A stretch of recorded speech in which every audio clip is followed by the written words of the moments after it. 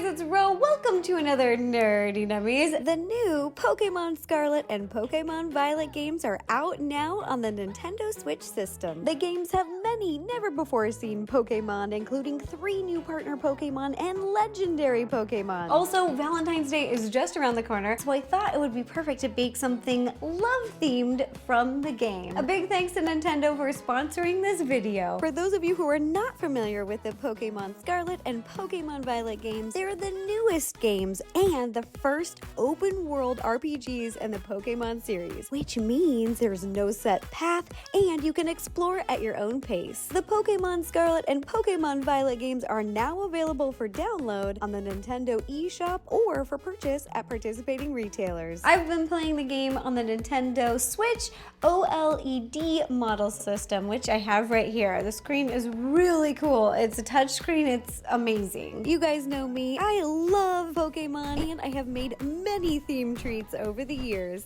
One of my favorites was the Pokeball cake. And in the game, they have a variety of Pokeballs, which are items that you can use to catch wild Pokemon. You can also try using a love ball. This ball increases the chances of catching a Pokemon that is the opposite gender of your Pokemon in battle. I thought the heart on the ball was the perfect design for Valentine's Day. So today we're gonna be making a love ball cake. Let's get started. The recipe that we're making today is a delicious strawberry cake and it's gonna be iced in ganache, so it's going to taste like a chocolate dipped strawberry. I thought those flavors would be perfect for Valentine's Day. So to make this cake, we're gonna start with the batter. In a large mixing bowl, we're gonna whisk together our dry ingredients. You're gonna add your flour, freeze-dried strawberry powder, baking powder, and salt. Then whisk together until well combined and set off to the side. I love baking with freeze-dried fruits because you're adding real fruit into the recipe. You're getting those natural flavors and colors, but if you can't find any freeze-dried strawberry powder in your area, you can just add a little bit extra strawberry extract to get those flavors. This is looking good. Now set it off to the side. Next step, we're gonna cream together our butter and sugar. I'm gonna do so in a stand mixer because this is gonna take about 5 to 8 minutes. It's a lot of mixing. Scoop in all of your butter. You want your butter to be at room temperature. You don't want it cold right out of the refrigerator, and you don't want it melted. You want it to get really light and fluffy. Add our sugar, strawberry extract, and just a few drops of pink food coloring. Now on a medium speed, we're gonna mix together till it's light and fluffy. It's almost like a light pink butter. Once your butter mixture is done mixing, you're gonna scrape down the sides with a spatula. Now add 3 eggs to your butter mixture. It's the whole egg, the yolk, and the white. Mix together until combined. Doesn't have to be fully incorporated, it's just a quick mix. Now that our butter mixture is ready, we're gonna alternate adding our dry ingredients with some milk, starting and ending with dry. Add 1/3 of the dry ingredients, I'm just eyeballing it. Then mix it up, add 1/2 of the milk, mix it up, add 2/3 of the dry, mix it up, 2/2 of the milk, mix it up, and the last of the dry, and mix it up. All right, the batter is ready, and just a reminder, all of the ingredients that we use today and their measurements will be in the description down below. The pans that we're using today are really cool, they're unique. This is a 6-inch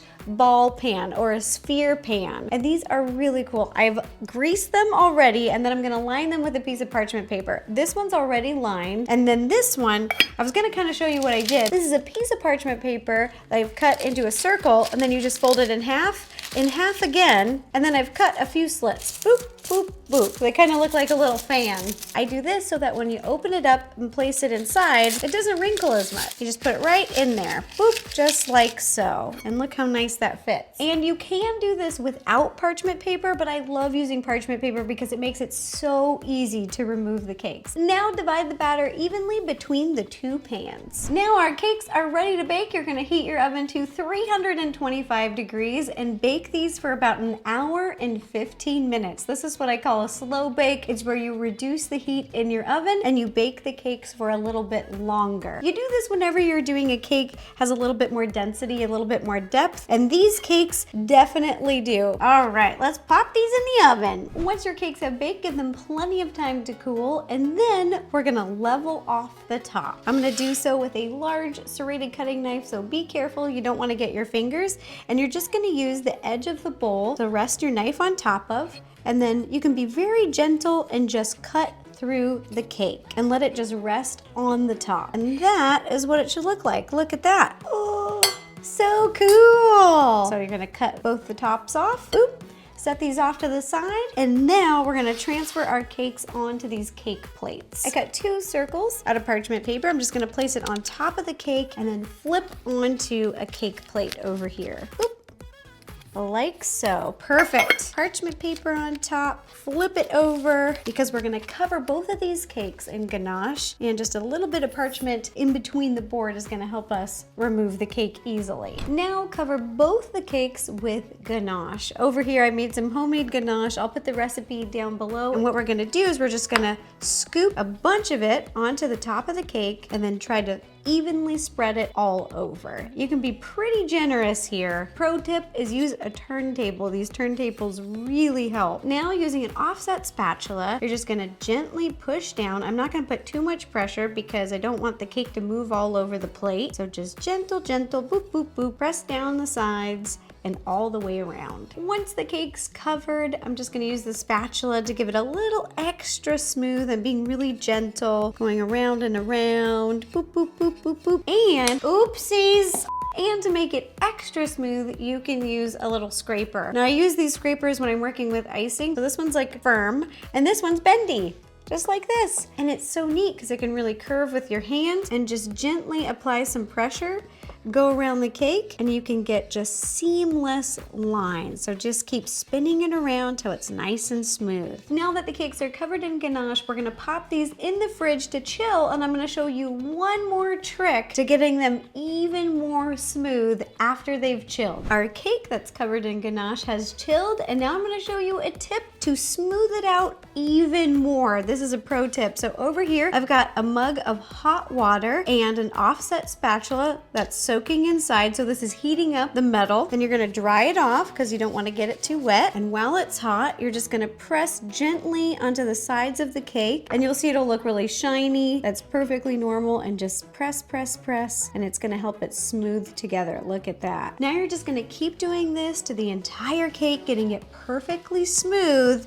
Then we're gonna roll out some fondant and cover the top. So in front of me, I've got some fondant that I'm just finished rolling out, and we're gonna use it to cover our cake. I'm just gonna go for it.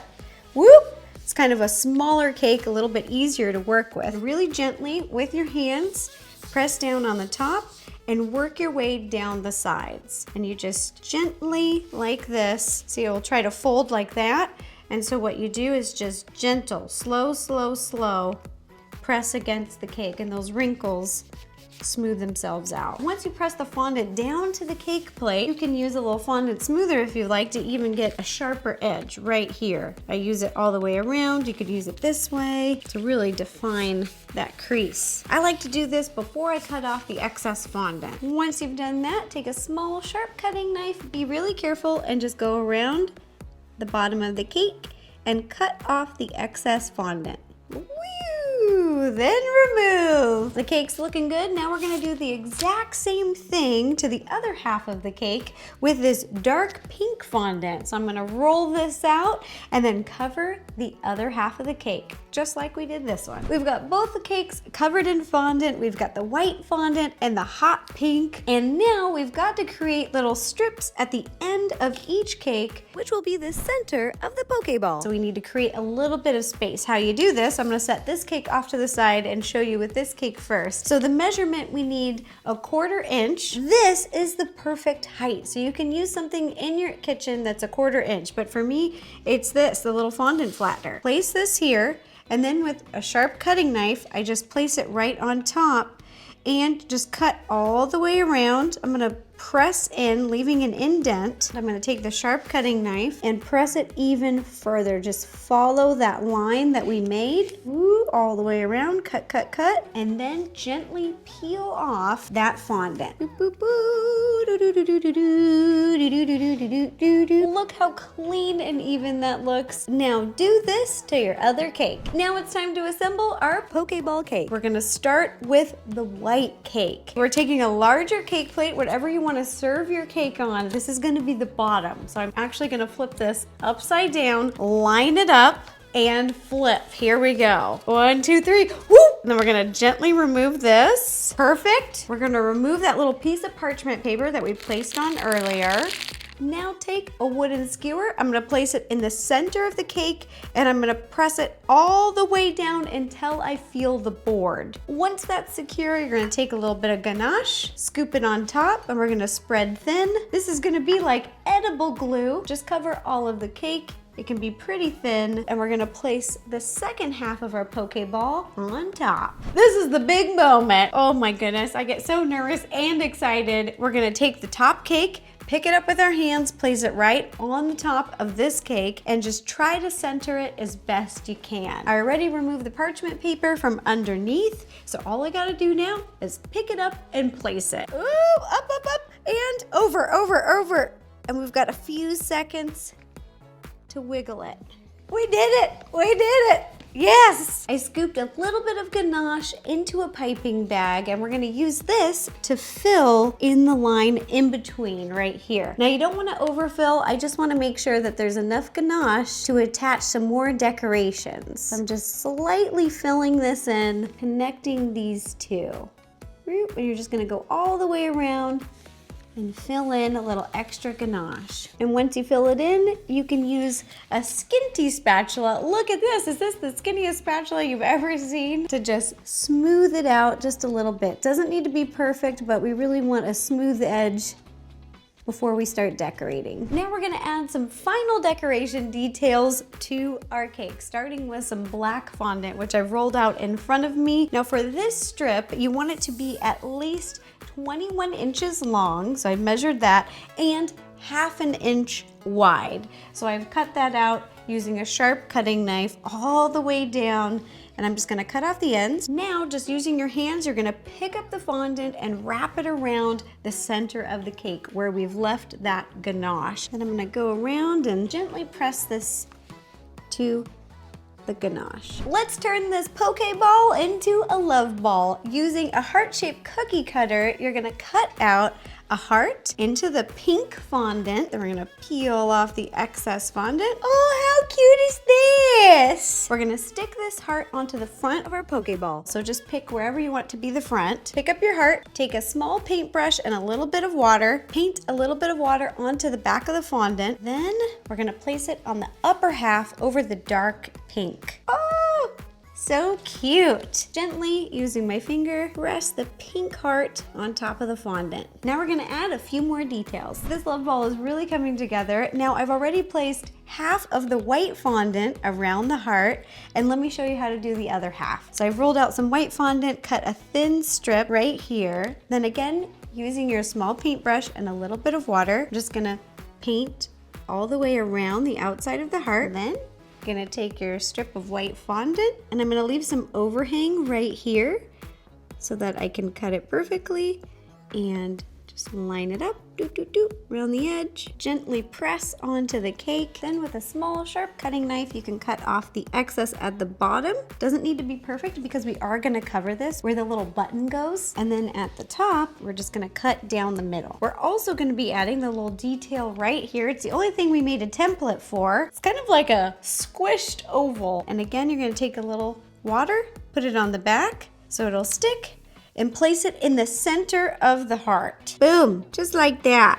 Dee-dee. Now we've got the love ball, but there's no way to open it. It needs a button. So that's what we're gonna make right now. This is the final decoration step. I'm so excited for it. So we're gonna be using a circle cookie cutter. This is a 2 1/4 inch cookie cutter. I found it to be the perfect size, and I've just pressed it into the front of the cake like so. This is gonna give me a guideline, just like that. Then using a sharp cutting knife, I am going to cut into the fondant. The important part here is you wanna cut all the way through the fondant. Once cut, we're gonna peel off all the fondant. So you can do it piece by piece, just take your time because you don't wanna mess up the rest of the cake. Using the same circle cookie cutter, I'm gonna cut out a little bit of black fondant and we're gonna place this right in the center.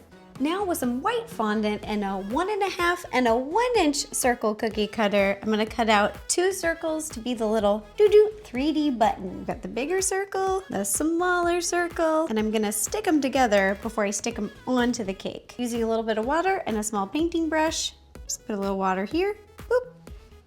Stick this button right in the center, press it down, put a little water on the back. Now you're just gonna hold it on the cake for a few seconds for it to set, and your cake's good to go. And ta-da! Here is the love ball cake that we made today. It turned out so cute, you guys. For the final touches, I decided to add a little black fondant on the top of my cake plate and cover the sides with a black ribbon. It is just perfect for Valentine's Day. So if you have a special someone or a friend or family member who loves Pokemon, this may be a perfect idea. I'll be posting a bunch of pictures and the recipe down below in the description. So if you want to make this cake for anyone in your life, you can. And if you do, please send me a bunch of pictures on Instagram and everywhere. Use the hashtag NerdyNummies so that I can find it and heart it and like it and repost it. I love seeing your baking creations. It just makes me happy. It makes my day. I choose you this Valentine's Day because you're a catch. Now, after all that hard work, it is time for a slice of cake. I got a little slice. Let's give it a try. I cannot wait. Strawberry chocolate cake. Let's do it.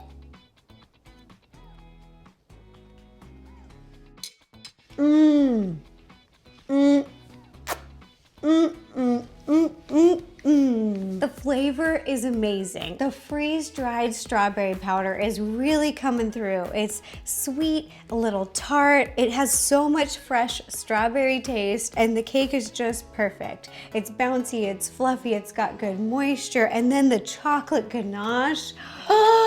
Chocolate and strawberries are flavor friends. They go perfectly together like a chocolate dipped strawberry. This cake is everything. Let me know in the comments down below what other Nintendo themed Nerdy Nummies we should make this year. I'm excited. I've got a few ideas. All right, thanks again for watching the video, you guys. Hope you enjoyed it. If you did, don't forget to give this video a thumbs up, click subscribe, it's free, and ring the bell to receive notifications every time I post a new video. Also, again, a big thank you to Nintendo for sponsoring this video. I've been having so much fun, me and my sister, playing their new game. Okay, thanks for watching. Bye, gotta go.